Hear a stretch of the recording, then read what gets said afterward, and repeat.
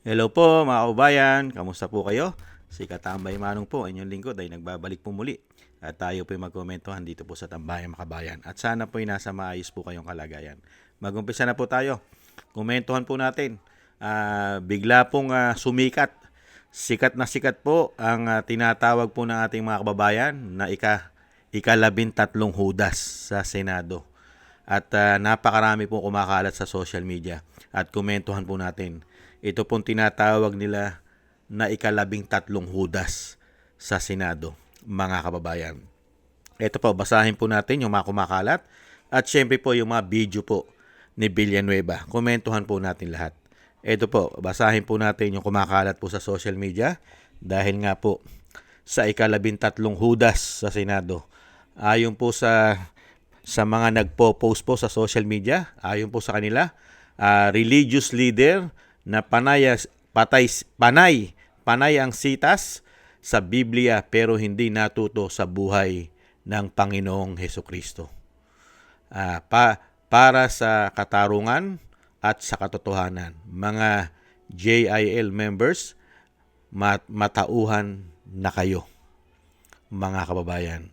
Yan po ang isa sa kumakalat sa social media, ang ikalabintatlong hudas, religious leader na panay ang sitas sa Biblia pero hindi natuto sa buhay ng Panginoong Hesukristo na nagsakripisyo para sa katarungan at katotohanan.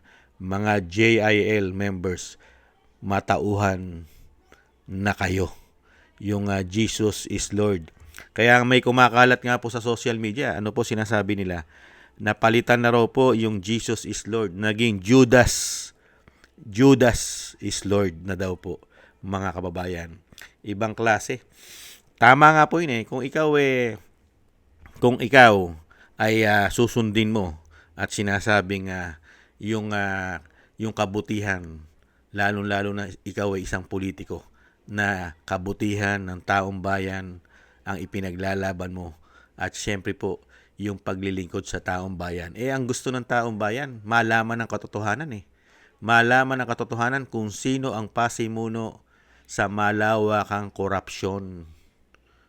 Hindi po ba? Pero ang ginawa po na ikalabintatlong hudas daw po, nagtaksil sa kagustuhan ng mamamayang Pilipino na mapanagot ang mga korap na mga politikong nagnakaw na mahigit 3 taon. Hindi po ba? Kaya nga po, ano po ang sabi ng ating mga kababayan? Ito, umpisahan na po natin ang mga video. Katulad po nito, yung pagpasok niya po sa Senado ay masayang-masaya po at tuwan-tuwa pa siya sa sarili niya. Panoorin po natin, mga kababayan. When I was beside. Hi, sir. Good morning. Hello, sir. Good morning. Hi, sir. Good morning, sir. Good morning.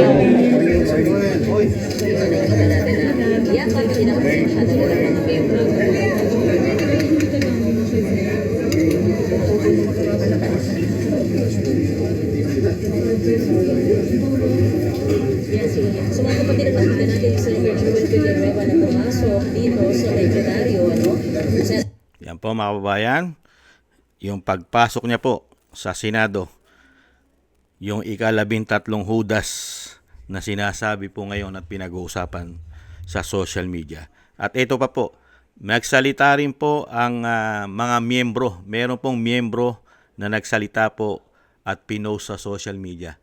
Miyembro po ng JIL, ito pong Jesus is Lord. Ito po ang kanya pong sama ng loob dito po sa kay Senator Villanueva. Pakinggan po natin ang sama ng loob po ng kanila pong miyembro sa JIL.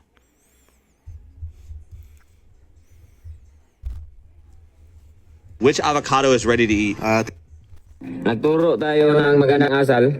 Nagturo tayo na hindi magnakaw. Nagturo tayo ng magagandang gawain.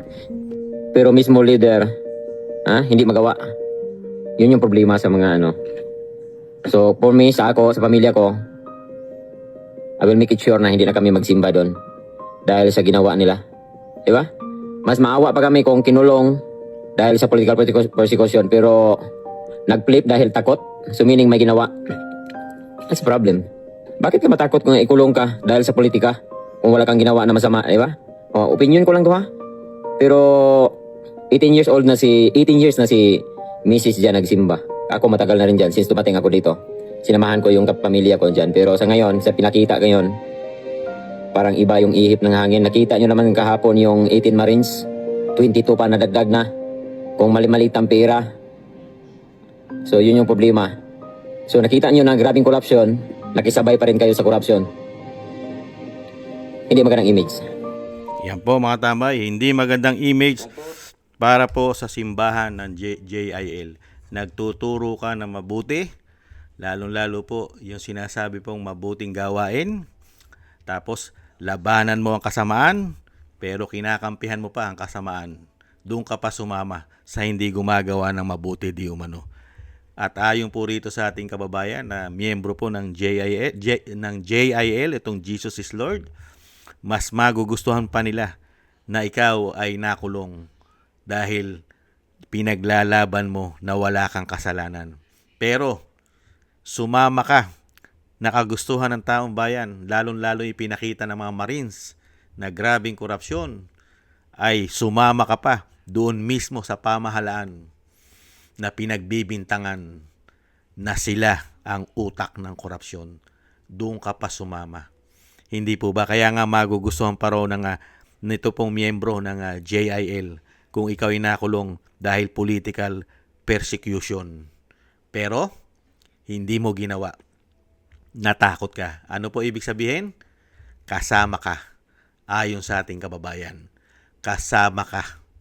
At mukhang pati ikaw ay isa sa mga nagnanakaw sa pera ng taong bayan.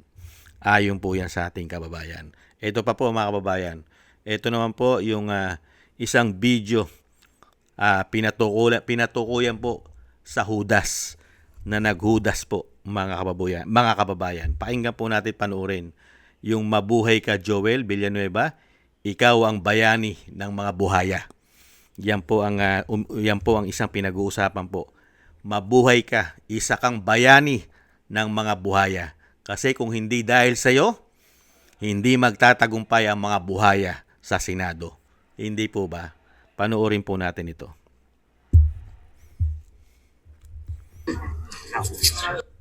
May bagong Senate President ngayon. Hindi na si Senator Alan Cayetano. May kumalas sa kanila si Senator Joel Villanueva, ang ika-13 majority. Ano ang kahulugan ng salitang Judas? Ang Judas sa pangkalahatang kahulugan ng lipunan ngayon ay isang idioma o matalinghagang salita na tumutukoy sa isang taong taksil, traidor, manloloko o nagbebenta ng kaniyang prinsipyo at kapwa kapalit ng kaso para hindi matuloy ang kanyang kaso at pansariling interes o salapi. Ano ang naging papel ni Judas Iscariote sa kasaysayan ng Senado? Ang papel po ni Judas sa Senado ay katulad ng pagbebenta ni Judas kay Jesus kapalit ng 30 pirasong pilak. Ang mga Judas, isang modernong ngayon sa mga buhaya sa Senado o Kongreso, sa bayan ay handang ibenta ang interes ng nakararami para sa sariling bulsa. Kapag ang isang pinuno o kawani ng gobyerno ay naging Judas, halimbawa, tinraidor ang kaniyang sinumpaang tungkulin kapalit ng suhol o korupsyon. Ang asal Judas ay kabaligtaran ng lahat ng ito. Kaya naman, ang pagtataksil sa bayan ay kailanman hindi magiging mabuti. Ito ay isang cancer sa lipunan na dapat iwasan at sugpuin sa taong bayan. May bagong Senate President ngayon. Hindi na si Senator Alan Cayetano. May kumalas sa kanila si Senator Joel Villanueva, ang ika-13. Yan po mga kababayan ay ang ika-13 na Judas mga kababayan. Mabuhay ka. Kung hindi dahil sa iyo, hindi mamamayani ang mga Judas sa Senado. Kaya ikaw ay itinuturing na bayani ng mga Judas, mga kababayan. Ano po ang meaning ng Judas? Ayon po sa ating kababayan, napakarami pong meaning ng Judas. Una-una, naghudas ka sa taong bayan. Naglilingkod ka sa taong bayan, pero hinudas mo. Alam ng taong bayan na laganap ang korupsyon. Tanging ang Senado na lamang ang bukod tangi na makapagbibigay ng patas na investigasyon sa pangunguna po ni Senate President Alan Peter Cayetano at sa pagtutulungan po nila Senador Marcoleta at Senadora Pia Cayetano at nila Senador Robin Hood? Hindi po ba? Pero ang ginawa po ng isang Senator Villanueva ay bigla pong tumalikod sa katotohanan at sumama po roon sa nagkukuble at pilit pong itinatago at pinagtatakpan at dinadivert ang korupsyon sa bansa. Yung grupo na sinasabi po ng ating mga kababayan, grupo ng mga Judas at buhaya, di umano. At ngayon, pinag-uusapan po at napakalalim pong issue ngayon. Pati po ang simbahan, ang sekta ng JIL o ng Jesus is Lord, at pati po ang mga miyembro ay may nasasabi po dito po sa anak ng leader ng JIL na Jesus is Lord. Ngayon po ay pinalitan na po ng ibang, ang mga kababayan natin ay nagkaroon na po ng mga kanya-kanyang konklusyon, kanya-kanyang idea, at sinasabi nila na dapat daw po ang itawag dyan ay Judas is Lord. Mga kababayan, nakita nyo po, nakakalungkot, pati miyembro mo, yung miyembro mo na matagal na, 18 years na sila sa pagiging JIL members, ay nadismaya. Dahil nga dito sa ginawa mo na ipinagkait mo ang katarungan para sa mga Pilipino at parang lumalabas kaisa ka nitong grupo ng mga buhaya at magnanakaw sa ating bansa dahil natatakot ka na ikaw ay makulong. Hindi katulad ni Jinggoy. Si Jinggoy ay hindi natakot makulong. Hindi siya natakot makulong. Hindi po ba? Pero si Villanueva, si Escudero na pinangalanan din ng mga Marines na dinidilibiran, yan po ang matindi. Ang mga takot na makulong dahil lumalabas. Pag takot kang makulong, ibig sabihin, meron kang ginawang anomalya. At etong grupo na magtatakip sa'yo na hindi ka nakakasuhan dahil kaisa kanila, tablado na ang kaso mo. Ganun po ba? Tingnan po natin. May mga kaso daw sila na mga flood control issue. Tingnan natin si Villanueva kung kakasuhan pa. At kung kasuhan naman yan, ayon sa ating mga kababayan, pag kinasuhan naman si Villanueva, yung kaso na napakadaling lutasin at hindi siya magiging convicted. Yan naman ang sinasabi ng ating mga kababayan. Kakasuhan nila yan, scripted at malulusutan lang at mababasura lamang, mga kababayan. Yan po si Joel Villanueva. Napakahusay na politiko. Napakatindi. Kaya po sa sobrang husay niya, napakarami na pong bansag kay Villanueva at kay Escudero. Mga kababayan, mga kain suka, mga balimbing, mga Judas, buhaya, ubod ng dami po ang kanilang mga alias. Pero sa kabila nun, hindi naman po nila papansinin yan dahil sagana po sila sa pakinabang. Hindi po ba? Wala na po sa kanila ang sinasabi pong paglilingkod at kahihiyan. Hindi na po uso ang kahihiyan sa mga magnanakaw at buhaya at Judas sa ating bansa. Wala na po sa kanila yan. Ang ginodiyos na po niyan at ang kinikilala na lang yan ay ang numero at kulay ng salapi at siyempre yung kapangyarihan na meron sila ngayon. Hindi po ba? Pero tayo po yung maasa na bilog naman po. Bilog ang mundo. Bilog ang buwan. Bilog ang gulong. At ang lahat po ay umiikot. Hindi po ba pag-ikot po ng katotohanan? At yung katotohanan na yon ay pumapabor po sa mga Pilipino, doon po tayo makakuha ng katarungan. Kasi po ngayon, ang katotohanan po, mga kababayan, ay itinatago po ng gobyerno. Hindi po ba?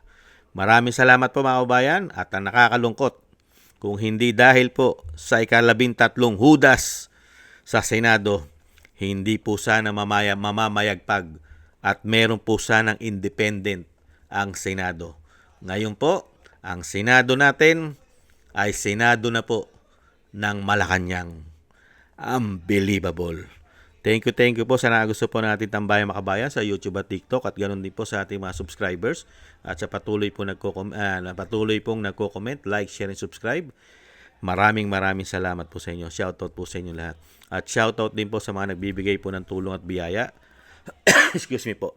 Shoutout po kay Eric Hersho from Canada, kay GM Aris from United Arab Emirates, ako si Pilam, si Norma Garcia, Mary Natividad Blinden from Netherlands, Gayat Sena, Tatay Nick from Toronto, Canada, kay Jesus Valdipena, Rolando Guerrero, Mila Yi, Felipe Shapno from Texas, USA, Rolando Timbol from Alberta, Canada, Melchorita Espinosa from Orlando, Florida, USA, Arthur Estraniero from USA, Randy Crispino from Pasig, Mika Ligaspi, Tessie Mantilla from Kuwait, Frank Zamora from California, USA, Romulo Divinagracia from Bacolod City, at Ma'am LB at Sir Manny from North Miami, Florida, USA. Maraming salamat po sa inyo. Thank you po. Ingat po kayo at God bless po sa inyo lahat.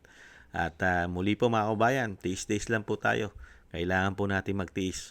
Muli po, paalam. Bye-bye.